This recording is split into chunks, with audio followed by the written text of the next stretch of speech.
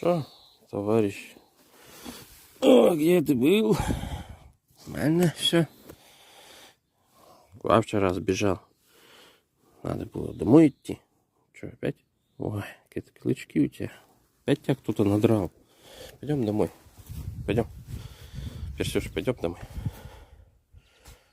Что, не пойдешь? На улице будешь? Нет?